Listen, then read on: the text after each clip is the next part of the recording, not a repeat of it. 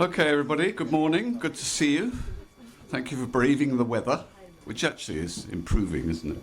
Anyway, this morning we've got two really good sessions, and we're deep into local history now, which is great, and both our speakers are immersed in local history. So first up we have Pat Crowley, who is going to talk to us about some of the families here. Pat has a background in West Cork, although he lives in Dublin at the moment. And then we're going to follow it up with William Swanton. I've got Swanton on the brain, yes, who was a local character, but anyway. So Pat is going to talk about, as I say, some families. And the thing you need to know about Pat is he does a very good blog called West Cork History. And it's absolutely crammed full of information. If there's anything you need to know about history in West Cork, just go to that blog, West Cork History. We use it as a resource. It's really, really good. So, without further ado, Pat Crowley. Thanks for those kind words, Robert. You're very good. So I'd like to welcome everybody this morning, and for getting out of the scratcher so early after those who were around last night. But I thought I'd spend a little bit of time talking about the general area. And when I talk about the general area, I'm really talking, I suppose, about if you draw a line from Lep up to Dunmanway, take in the high hills over to the Gap of Cusawn, over towards Beara, and then hemmed in by the sea. That would be the area I'd be quite interested in. But I'd be quite knowledgeable, I suppose, about the general Durrus, Bantry area. So that's kind of what I'd be talking about. Now, when we think of Ireland, we don't quite realise that it's the second last country in Europe that was colonised or peopled. The last one was Iceland. So people only go back about 8,000 or 9,000 years in Ireland. And one of the first ports of call for people coming to Ireland was the area around West Cork. In kind of local legend, there's two areas that come into the origin legends. There's Donamark near Bantry, and there's one of the areas around one of the O'Donovan castles in Glandore, where I think the role of Cleena used to be heard. And these feature every now and then in legends. So as you kind of drive around the area, you see the landscape and you take it very much for granted. But in fact, for the most part, it's actually very recent. The ditches, the field systems, the towns, the roads, the bridges, very few are more than about 300 years old. And if you take the people who come into the area, I sometimes like the analogy of, say, Flann O'Brien and the concept of the policeman and the bicycle and the interchange of molecules. So all the people who come in here over the last couple of thousand years leave a certain imprint, and they collectively add to the kind of culture of the area, the landscape, and the area in some way adds to them. And just taking kind of one instance first, we'd say accent, the strong local accent. I just want to kind of give two people who, when they went abroad, their strong accent was remarked upon, and how they got abroad and who they met in that adds a certain amount that you mightn't perhaps come up with. Now, the first person I want to mention is Robert Swanton. Now, Robert Swanton is of the extended Swanton family from Ballyhob. I'm not quite sure when the Swantons first arrived, maybe the 70s, 20s or 30s. There seems to be a dispute in genealogical circles as to whether they come from Norfolk or Scotland. Frankly, I just don't know. But clearly the Swantons are an exceptional family on multiple fronts. They pop up in the late 18th, early 19th century as what's called baronial constables. Now, these actually aren't policemen, but they're tax collectors, and they collect the county cess. They're on an enormous poundage, and they generally become very wealthy from collecting this tax. Now, the chances are that anybody who's a baronial constable would have been a heart tax collector beforehand, looking at other records. But the Swantons clearly have money in the 1780s because some of the very large estates in the area here, as is often with very large landlord families, they live beyond their means. And for a large family, what's absolutely fatal is generally having a house in London, because even the wealthiest of Irish families cannot keep up with the Joneses. So the Beechers, for example, around here, start running into considerable financial difficulty. And the solution generally was that they would effectively sell their interest in multiple townlands to somebody with cash. So the rent would be set at whatever the rate was at that stage. A capital sum would be paid, but the rent then was fixed forever. So when the Beechers eventually went bang in the 1850s, their property is up for sale in the Landed Estates Court. And the auctioneer's blurb talks about the rent is only a quarter of what the going rent is. So the other 3/4 was pocketed by the families who acquired those capital interests. Now, I'm just mentioning that in the context of the Swantons to give you a background of Robert Swanton, because within his extended family, I would think there would have been a very strong connection with business, administration, and the rest of it. Now, Robert ends up as a United Irishman and has to flee the country and goes to New York. Now, in New York, he joins, there's an emigre crowd of Cork lawyers, one of the clerks in Skibbereen, Robert Emmett's brother, and I'm sure there's plenty others, but they set up one of the very early organisations, the kind of Irish Friends of America, very active in kind of trying to promote Ireland. But Swanton is also a political animal, so he's involved in Republican politics in the States. He's heavily involved in Van Burns' election campaign. He later becomes president. He's also involved in property development and becomes a seriously wealthy player in New York. He qualifies as a lawyer in New York and he joins the American bar. And in his time as an American lawyer, due perhaps to his political influences, he's made a judge of the Admiralty Court. Now, I came across an account, thanks to Mr. Google, of the digitalization of books. And this is the memoir of an ancient New York lawyer, published around the 1880s. And he described as a young guy starting out in the courts of New York. He came across this crabby old Irishman, and what he called his tipstaff, Mr. Casey, who assisted him. What does tipstaff mean? A tipstaff, typically even in Dublin, up to the reforms about 5 or 6 years ago, a tipstaff was a judge's helper in the High Court. And he went in front of the judge with a tip, a big stick, tip, tip, tip. And he's known as a tipstaff, but he's actually more than that. He's the eyes and ears of the judge. He does all the kind of side deals with the barristers, and he kind of makes sure the court with the judge functions very smoothly. But the remarks of the ancient New York lawyer was that Casey and Swanton between them ran the Admiralty Court with expedition. Now, Swanton apparently was quite small and crabby, but his remark was they spoke with this impenetrable Irish accent. You couldn't understand a word of what was being said. But at the same time, he had great praise for the efficiency of the court and the rest of it. Now, the Swantons, funny enough, actually pop up in politics again with the Fenians. The Durrus, Swantons, Duclos and Hurleys formed a Fenian cell in East London in the 1860s. And I think there's a Duclo-Hurley marriage sometime earlier. I'm not quite sure how the Swantons fit in, but they're certainly referred to in numerous accounts of the Fenians in London at the time. And interesting enough, one of the extended family runs a boarding house, and she specialised in kind of providing accommodation for young guys coming from Cork who would be doing work in the post office or the British Civil Service. And one of her guests was actually Michael Collins, so there's that connection going all the way back.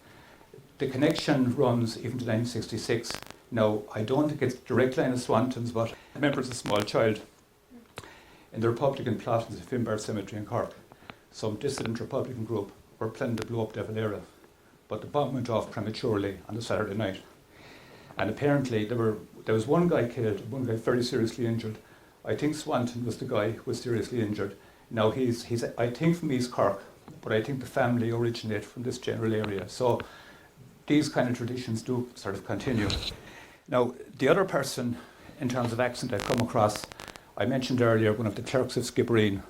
Well, one branch of the clerks, they emigrated to Australia, to Tasmania, and Clerk and his wife, she was McCarthy, but they were both Church of Ireland. And he ends up in Tasmania. Now, there's actually a pattern of a very early immigration to Australia from, I suppose, the younger sons and daughters of the West Cork gentry families and professional families, because the outlets were so restricted around here. They go to Australia. And because of their training, background and education, they generally do very well. So you have people, the Townsends, the Hungerfords, the Jagos, and so on. They're all over Australia. One guy in particular, Colonel John Townsend from the ex-Australian Army, and his cousin, they have a site devoted to the Townsend family. Now, while it's specific to the family, it's backed up by extraordinary levels of documentation. So if anybody is interested in the general area here, it's a really, really interesting site to come across. And I'm just saying this as an aside because, amazingly, Clerk in Tasmania pops up in the jail journal of John Mitchell. And John Mitchell, as you probably know, was one of the Young Irelanders. He was a solicitor from Newry, and he was exiled to Australia for political activity. And after some time, he was given a ticket of leave, which I think was a kind of a form of extended parole. So he wanders all over Australia, and his wanderings feature in his journal, which is later published in the States. So he ends up in Tasmania. and he's flabbergasted to come across the clerks, because what happens is the clerk is a very substantial landowner, businessman, mill owner. He's a magistrate, a politician, and he later becomes even more involved in politics, becomes extremely wealthy. But his businesses and his farms are like a magnet for everybody from Cork. And Mitchell remarks on the extraordinary Cork accent they all have. But what he finds even more strange to somebody coming from the bitter north was that the Catholics and the Protestants all got on very well together. So that's just an external view of sometimes the way things happen when people leave, you know. Now, I'm going to use a slightly arcane item to illustrate something else, and it's baskets, of all things. I don't know if any of you ever heard of the Dublin Penny Journal.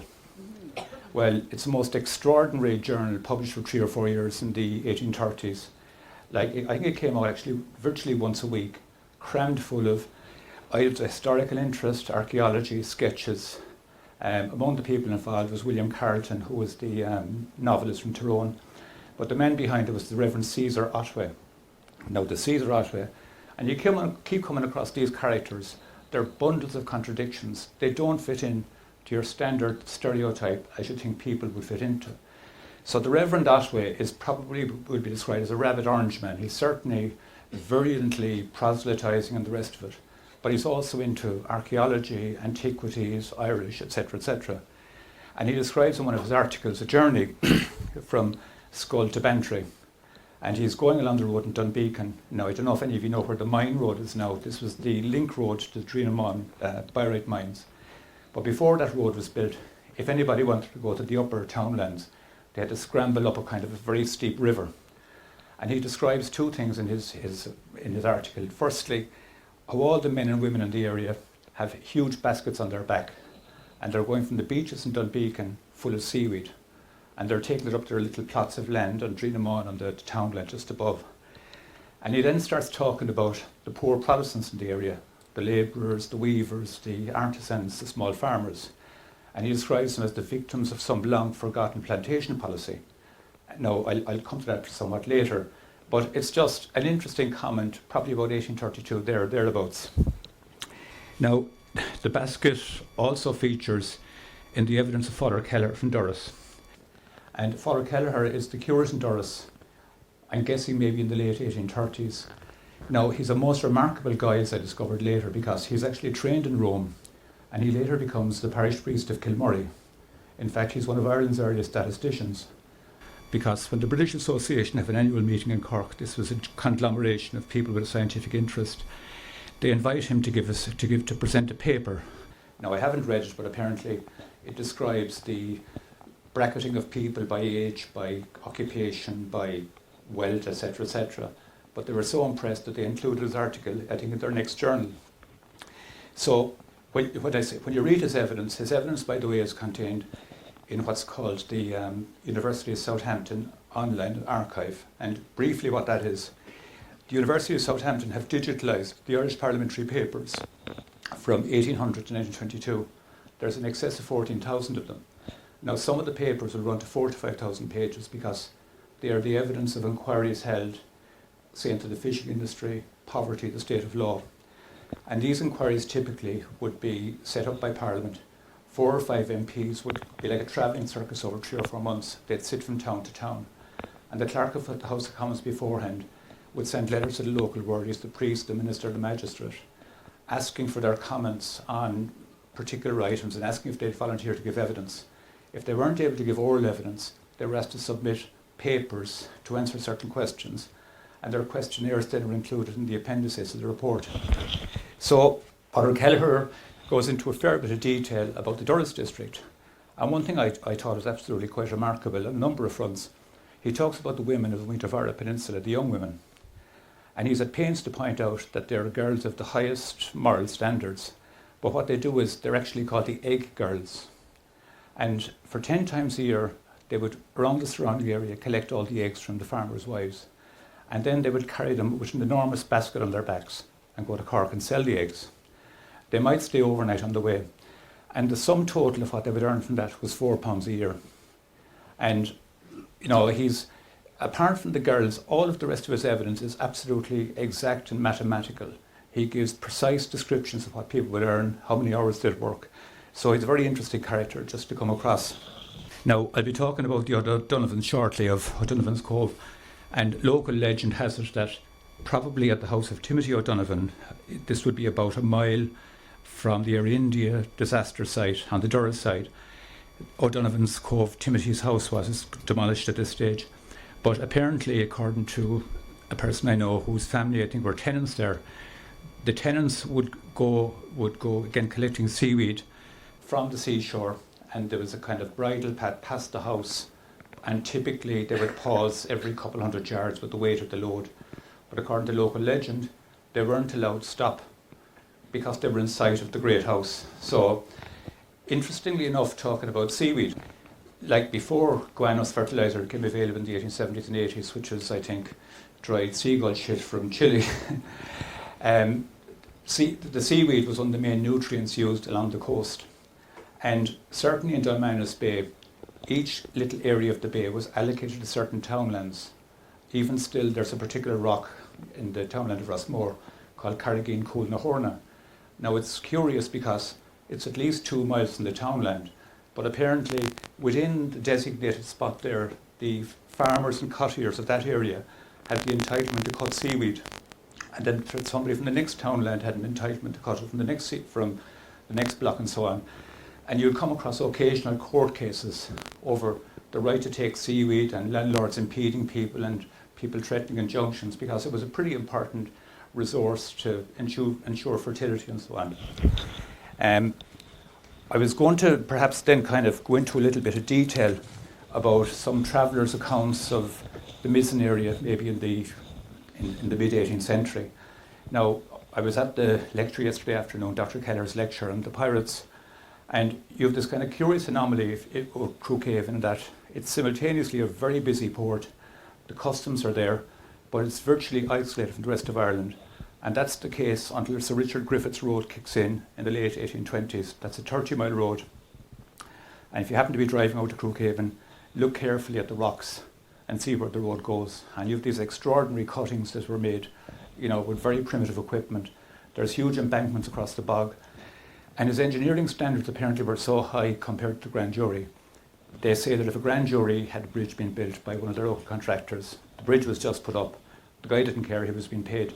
So he would actually lay the piers for the bridge even on bog, and the first flood would wash away the bridge. But under Griffith, his standards were so exacting, he insisted that they would get down to bedrock before all the piers and the foundations of the bridges were built. And as far as I'm aware, none of the bridges on his roads have ever been lost in the flood. Now, I'm just kind of making that point to give you an idea of the isolation of Crewcaven and the western Mizzen Peninsula, because it was said that until that road kicked in, they had never seen a wheeled cart before. It seems extraordinary, but it's not quite as unusual as it seems, because the road system doesn't really kick in until the 1760s, 70s onwards. All the secondary bridges probably don't kick in until the 1770s. But these are just a couple of descriptions. Now, the first person I have here is a guy called Goodwin Swift. He's a customs man, and he's writing from Crewcaven in 1757. My guess is he's in some way related to Dean Swift, because that Christian name occurs within the extended family.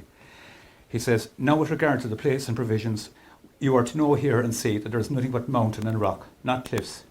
Yet these rocks are more dear to the poor people or strangers as the lands within 2 miles of Dublin.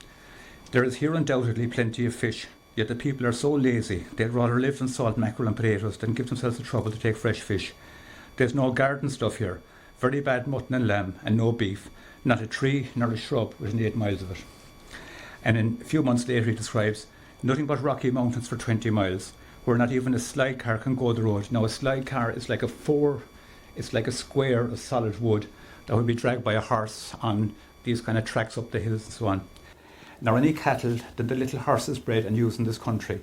You can't conceive the awfulness of it. We have neither bread to eat, nor malt liquor, nor wine, nor cider to drink, nor meat except a little mutton and bad lamb. Our liquor is bad today, our victuals, potatoes and fish, and we lie in a cottage." Now, Toby Byrne, the historian, actually mentions this in the Missile Journal in 2004.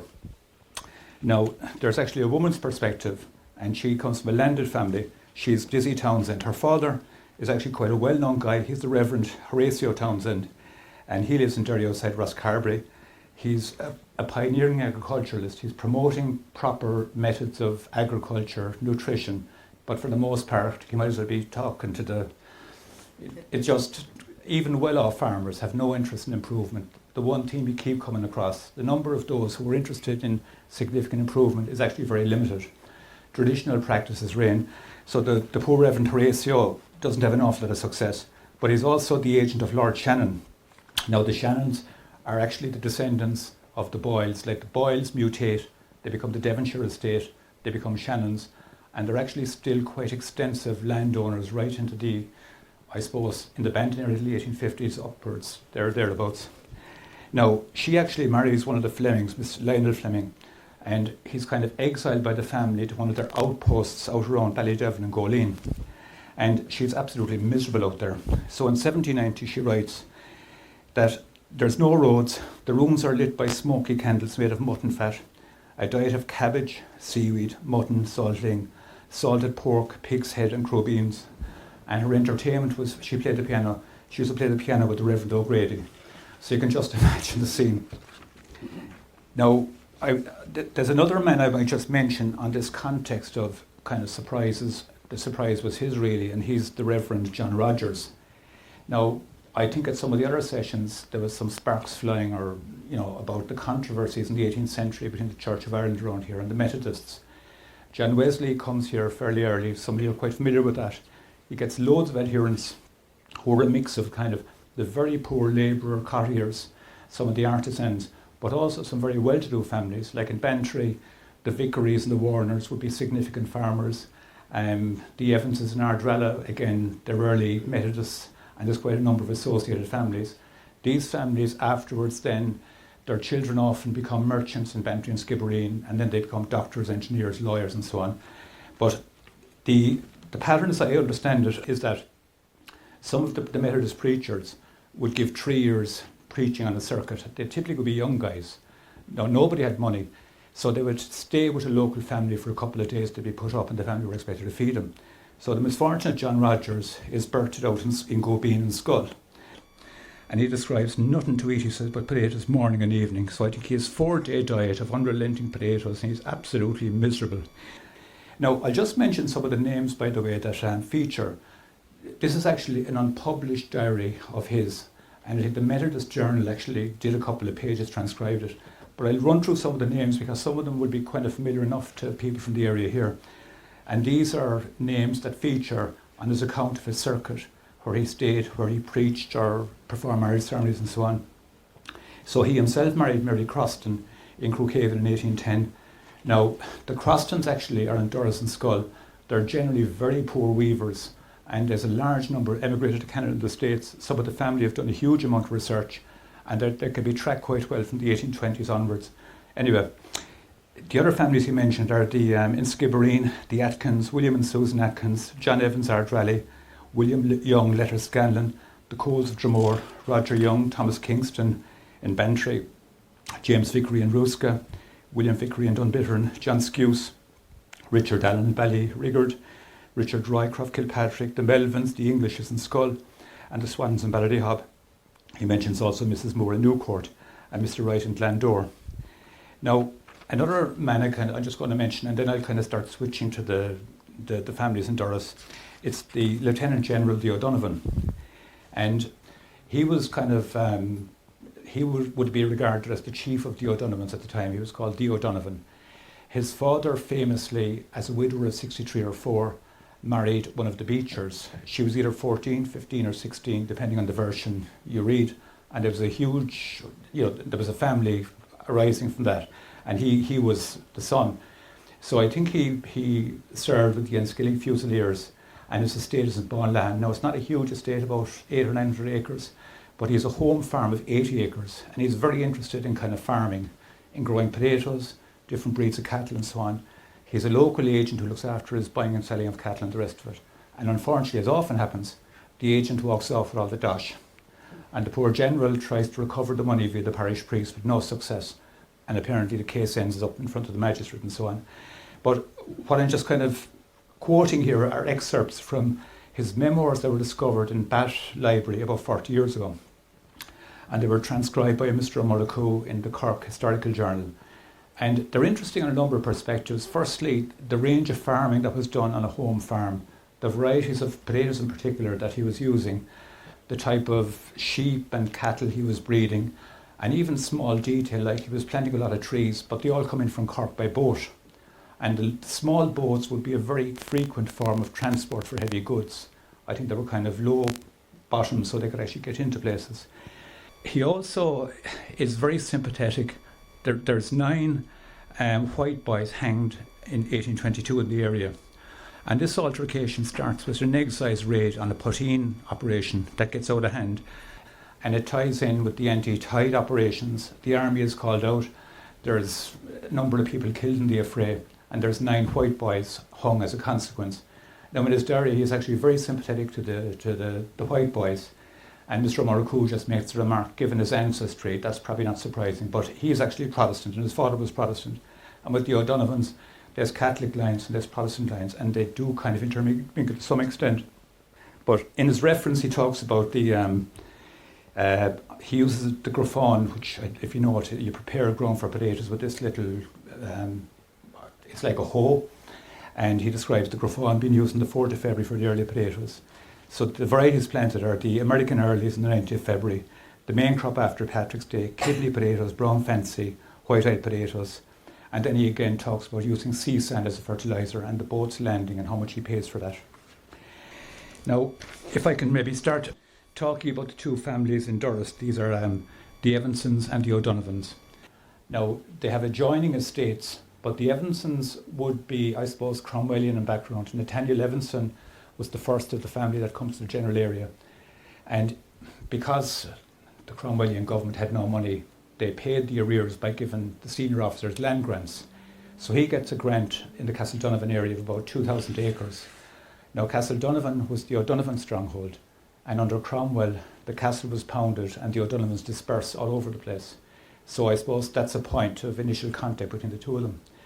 Now the Evansons are in Castledonovan from around 1660 to about 1690. In 1690, according to a family narrative, they mortgage the land and they buy an estate in Durrus. Now the Durrus estate, for those of you that know it, if you're driving from Bantry, there's a large bog, what's called the Bog Road, and about half a mile beyond that, there's a townland of Crotties. So the whole way west, about 6 miles west, almost to Akista, bounded by the Durrus River, the sea and the high hills, that was the McCarthy-Muckla estate.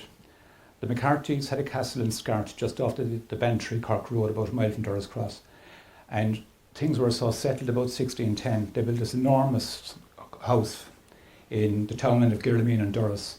And it has no defensive features. It's a little bit like Coppinger's house. It's an enormous complex, so clearly they were very well off.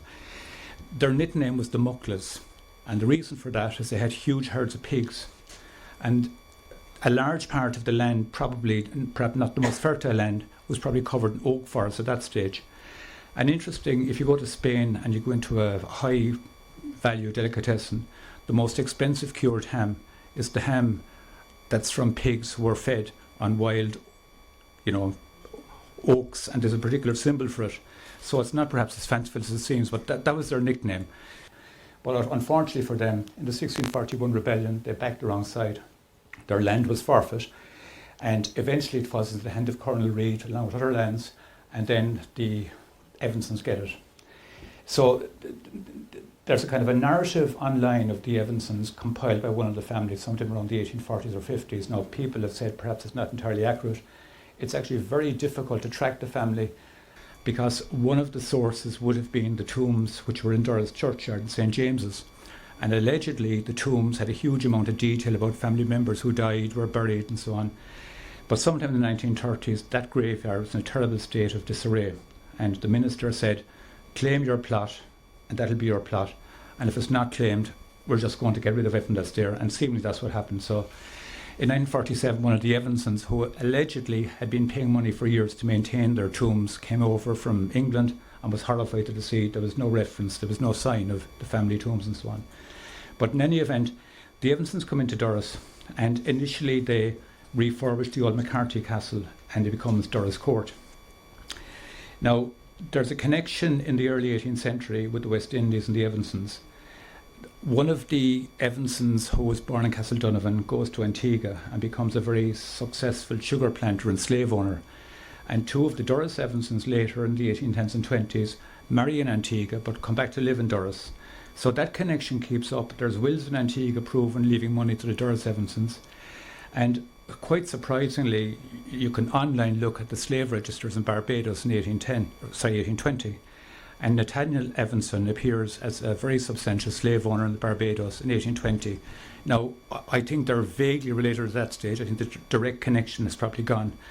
But it was interesting at the talk yesterday by Dr. Kelleher. She was talking about the smugglers, and she had diagrams of the trade triangles, like, say, Ireland or Britain, across the West Indies, down to Africa. And clearly Cork and even West Cork tapped into that particular syndrome, as it were. Now, that particular area the Evansons got would be quite a significant estate. But the Evansons seem to be quite unfortunate with money. The narrative describes how in the 1680s they were allied to Butler. He was, I think, the English king's right-hand man in Ireland. And that adventure went wrong, and they allegedly lost very substantial money on that venture. There was more money lost about the 1710s, to the extent they had to sell the Durrus estates, and the person who bought it was Francis Bernard. Now, Francis Bernard, he's the ancestor of Lord Bandon. He happened to be one of the leading senior council equivalents in Dublin at the time, very wealthy, and he had cash. But he has cash, and cash is king. And when land can be got for nothing, he buys everywhere. And that forms the basis of the Bandon estate. It's not an estate acquired by conquest or grant, it's actually bought for cash. But what happens then is that the Evanson estate goes to Lord Bandon, but he effectively leases it back to the Evanson family. And the lease falls in 1850. Now, before 1850, the village of Durrus is described variously as a collection of mud huts, filthy, degraded, weaver colonies, nothing of any significance. But in fairness to the Bandon estate, they put serious money into the estate from 1850 on. They levelled the village and completely rebuilt it. And the records of the estate miraculously have survived. They're in the offices of the Wheeler Doherty solicitors and land agents, who actually ended up from the 1880s effectively owning the Bandon estate because they kept advancing loans to the Bandon family. Again, they had a house in London, and if you have a house in London, you're under trouble, you know. So they actually get most of the proceeds of the sale of the Bandon estate to the Land Commission, but they keep all the records and they're in the Cork Archives now. Some are kind of roughly catalogued, but I'm sure there's a vast pile of 18th century stuff that needs to be looked at, but they keep all the records and they're in the Cork Archives now. In any event, the Evansons are in de facto control right throughout the 18th century. Now, I might just mention another person who kicks in with the Evanson narrative, and that's a guy called Jeremiah or Jeremy Coughlin. And he marries Nathaniel Evanson's sister about 1705 or so. Now, the Coughlin history is interesting because, again, I think there was two talks yesterday of the Boyle family. And the Boyles had a very significant influence throughout West Cork, Clonakilty, Bandon, and even far west as Crookhaven. And sometime around 1600, the Coughlins, or the O'Coughlins, or the Collins, there's all sorts of variations of the name, they would have been, I suppose you'd call a subsept of the O'Mahonys. They paid a certain amount of money by way of allegiance, but there was a falling out. And this coincides with Boyle coming into the general area with the fishing, Hull coming in. So the Coughlins throw their lot in with the incomers. They convert to the Church of Ireland, and they're confirmed in their status as small landowners in the area. Now, the Reverend Demetrius, I think, O'Coughlin, he's a Protestant minister in 1641. The rising takes place. He flees to England and dies there. But the family come back afterwards, and they keep featuring in the area, in the general Mizen area, small landlords. And their extended family gets small estates in the Boyles and Carrigaline, and they're professionals in Cork, they're clergymen, the rest of it. But Jeremiah is an attorney. Now, he's from Carrickmannus, but he becomes what's called firstly he's the joint manager of the Devonshire estate in Waterford and East Cork with a guy called Andrew Crotty. Andrew Crotty is a Catholic, but highly competent guy. There's a bit of a falling out later, and Coughlin is the sole guy in control of the estate. He's also the Seneschal, which is like kind of a judge of the Manor Court of Dungarvan, but clearly he's a very influential guy. But he and his brother-in-law actually sublet part of the former Evanson estate from Lord Bandon, which would take in most of the substantial townlands and very large farms.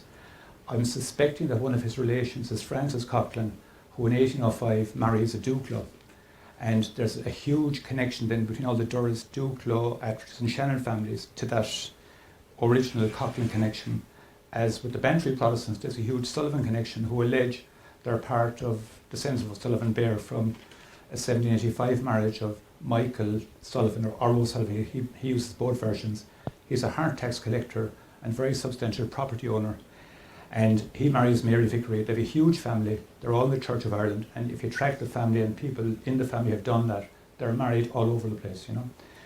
Now, unfortunately, their very substantial farm is now completely consumed by forestry.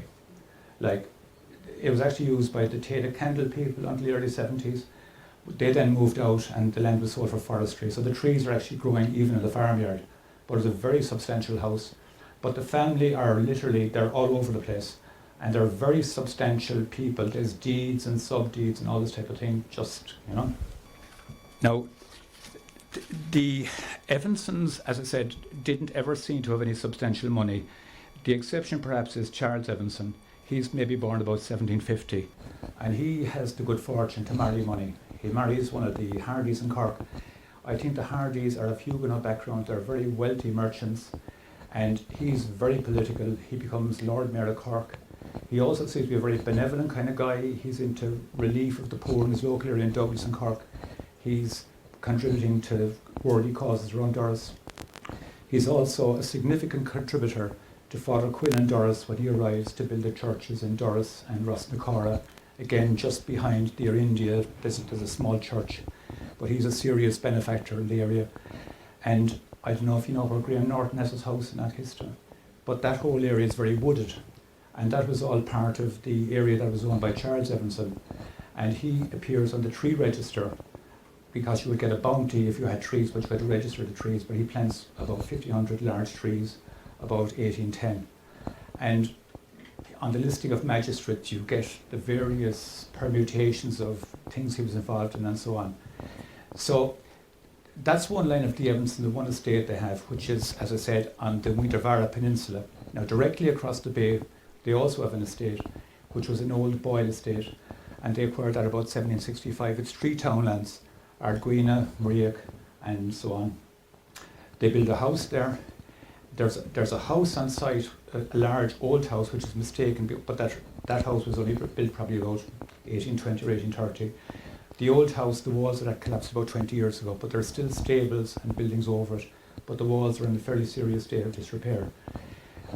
I'm guessing that the Evansons in the early 18th century engaged in wholesale clearances, because if you look at just the topography of Durrus, the lower land is quite fertile, the upper land isn't so fertile. And if you look at the title allotments, which is probably the first accurate record we have of who lives where, virtually all the fertile land in Durrus there's Protestant tenants who are a mixture of, there's some of Huguenot background, there's some probably of Armagh background, who would be from Weaver families. There's very, very few substantial Catholics.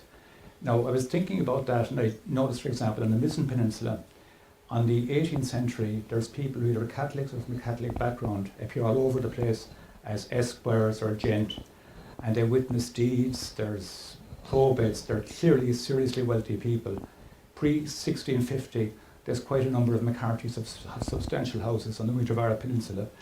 A lot of people, say from a Catholic background, will appear in various records as esquire or gent or whatever. But from the time the Evansons come in, none whatsoever. The only significant Catholic appearing in legal documents, from what I can see, is Donagh Daly, gent. He's in a deed with the Beechers about 1705. It might be a conveyancing deed of rectification because the Beechers acquire most of the former Daly ploughlands of Kilcrohan. And then there's a character called the King Tobin appears about 1770s and 1780, an extraordinary character in Kilcrohan. He's the local henchman of Lord Bantry. Lord Bantry famously said about him that he did more to eradicate the area of white boys than all the military and magistrates put together. And I'm told by descendants that he assembled a farm portfolio of 7 substantial farms for the 7 children. He's also a road contractor. He's involved in business left, right and centre, but he's clearly a self-made man. But there's this huge gap. And the other curiosity is that In other parts of the Durrus area, in estates not controlled by the Evansons, the local people seem to be left intact. And you can see in the graveyards where they're buried, you have substantial tombs going back to the 18th century. But for Catholics in Muintervara, until 1900, when the Catholic Church was built, if they're buried, it's literally in just fields with stones. There seems to be a complete obliteration of what was once obviously a very wealthy class. Now, in one sense, I think we knew about that because apparently when the Normans moved in from kind of Rosscarbery east as far as Youghal, the same process took place. There was wholesale clearance of the local population settled by the Normans, or they intermarried with local people, and they completely changed, of course, the landscape as well. But it's to try and get a handle on, the Reverend Otway's throwaway remark of this long forgotten plantation policy.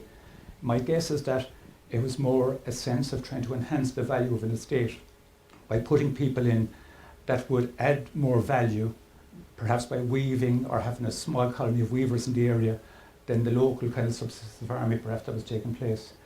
Because the same process happens on the Beecher estate on the Wizen Peninsula. I'm guessing the guy behind that are the Marmions. They come down from Dundalk about 1740. They're land stewards, estate managers, and I'm guessing they bring in new agricultural practices and probably bring in people with an expertise on this type of farming. But this is only my speculation. You have contradictions. The early 18th century Evanson thing, from what I can see, like there's local traditions for what they're worth, that they would have been, I suppose, there's references to priest hanging and things like that. Yes. Now, I always would be a little bit sceptical about local legends because often they're completely wrong. But by the kind of late 18th century, certainly in Charles Evanson's time, they're benefactors. The Reverend Alan Evanson, who would be his nephew, he's what's called an unbeneficed churchman. And you keep coming across these guys. And it's like as if they do a divinity degree in TCD as a qualification for being a land steward. And there are guys like this. There's the Reverend Wright in Skibbereen does the same. And you keep coming across examples of them. And oftentimes they might do a year or two as a curate. But their real interest is, this is what the interest is. Now, I actually could go on for an awful lot longer. I might just refer very briefly to the O'Donovans, and then if there's any questions perhaps. The O'Donovans I mentioned, they're in Castledonovan, they scatter. We know a lot about the O'Donovans due to Dr. John O'Donovan, the great scholar. People come from South Kilkenny. He was curious as to how they got there from West Cork.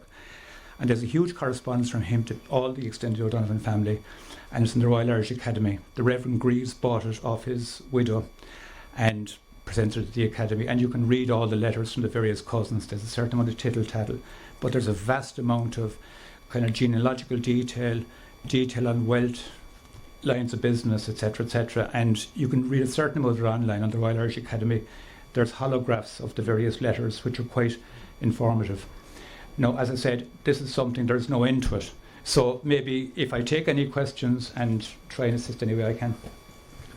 Well, certainly thank you, Pat. I mean, that was brilliant. Wasn't it? Pat could give his own history festival, I think, couldn't he? So, yeah, there's a question over here. Sorry. Yeah, sorry. There was a Daniel Donovan seneschal of the Manor Court of Ballyhop in the 1700s. Do you know anything? No. My guess is, well, it's funny, Daniel Donovan, I think, appears, if it's the same man, frequently as a witness to deeds in the Mizzen area from 1730s, 40s, 50s. It's Daniel O'Donovan Gent, sometimes Daniel Donovan, I think, Dunmanus. No, the Manor Court of Ballyhop, as I understand it, was part of the Carberry estate. Or sorry, I beg your pardon, it was the Beecher estate. And the Sweetenhams were frequently, I think, the seneschals of the estate. Now, the manor courts actually came in for a really bad press because in their early days they were actually attached to a manor, and they typically got their root of title from a land grant to the landed family. And in their early years they were very popular because you get in and out very quickly. But in their later years, until they were abolished around the 1830s, they had a terrible reputation for, you would have to bribe the jury with whiskey. And you would very often have to bribe the seneschal as well, or pay him to deliver the right result. John Jago from Bantry, his family probably had the store that the Maritime Hotel is built in now. He gave evidence about the operations of the manor courts. He's absolutely scathing about them, you know. But the honest answer is, I actually wasn't aware he was a seneschal there. Just wondering. Yeah. Any other questions? Yes. You talk about weavers a lot, which means that they were weaving something. Yeah. Was that linen? Was that flax? Was there a large flax industry? Okay, I suspect it starts with wool. I don't know if you know Catherine Fitzsimons from Bandon. Well, she runs the Bandon genealogy site, and she's written quite a number of books about Bandon. And she drew my attention to what's called the clothiers. I'd never heard of these guys before. And the Bandon clothiers in the 18th century were essentially, what they used to do is they used to bring wool from all over Ireland into Bandon. And they used to source wool from as far as Leitrim and Roscommon. I think Arthur Young at one stage has a description of about 80 carriages of wool in Mitchelstown on its way, I think, to Bandon. So the wool would come down to Bandon, and then they would outsource the wool to weavers, home weavers, all over the greater Bandon area. Now I know they extended as far as Dunmanway, because the Dunmanway weavers went on strike against the Allmans about 1805 or so. The rate that they were being offered wasn't enough. But my guess is that it would have extended right into Durrus, because the Evansons have a very close link with Bandon. At the end of the 18th century, they seem to simultaneously live in Bandon and Durrus. It's like they're magistrates in Bandon, they're living in North Main Street, and at the same time you see them picking up in Durrus. But my guess is it starts with wool. And then I think as the 18th century goes on, it extends into linen, because there's plenty of accounts of two spinning wheels in the one house, a small one for wool and the larger one for linen, or vice versa. But I'd say primarily wool. That would be my guess, you know. Sorry. I have read that there were 17 subsets of septs of the O'Donovans. When did they arise? Okay, the first thing to say about the O'Donovans is, the O'Donovans, as you probably know, apparently were pushed out of South Tipperary, East Limerick by the Normans. And I always had this kind of idea in my head that they and the McCarthys and so on, that there was like the Long March of Mow, that they all collectively joined in this huge march across the hills until they arrived in West Cork. But it seems as if it's far more likely that an elite group of each of those families migrated from those areas down here, and due to superior technology or weapons or whatever, they imposed their rule in the local area. Now the DNA evidence which is coming out at the moment would seem to suggest that what actually happened was that a lot of local people who probably didn't have surnames then adopted the name O'Donovan or O'Sullivan or McCarthy. And that perhaps accounts also for all the multifarious septs, and I'd say there's even far more than you mentioned. There's a large number, there's no doubt about it. And the same with the O'Sullivans. Yeah. But like the DNA, like people with the same name, and the backgrounds are quite different, seeming to suggest that that perhaps is the case, you know. My husband is McCarthy, but his DNA indicates that way back he was a Daly. Yeah. And having looked at some connection with the Daly Family Project, the Dalys in America have found that they moved because of the weaving to Yeah. Bandon and Yeah. went from there to America. Yeah. There are also Dalys who are dark-skinned in Antigua. Yeah. So it would still reinforce that whole triangle Sure, and sure. the whole movement of people Yeah. around that. Well, there's somebody in the Daly family I'm quite familiar with who's done a huge amount of work on the Muintervara Daly family, the Bards. No, well, it's actually Vincent Daly in Kilkenny, but he's kind of coordinating or a certain amount of it. And he's certainly established that the Bandon Dalys were a large part of them originated in Kilcrehan. And you're correct with it, like he's tracked them all over the States and probably Antigua as well. The Dalys, as I understand it, arrived down about 1250 as rhymers to the O'Mahonys and McCarthys. And because they were rhymers, they had 38 ploughlands but didn't have to pay any money, you know, so. But funny enough, when Lord Bandon recovers the estates in Durrus, he actually plants some of the Dalys and Drumnay into the Durrus estates, and they seem to be well got, I would think, with Lord Bandon, you know. I haven't explored, but that's my impression.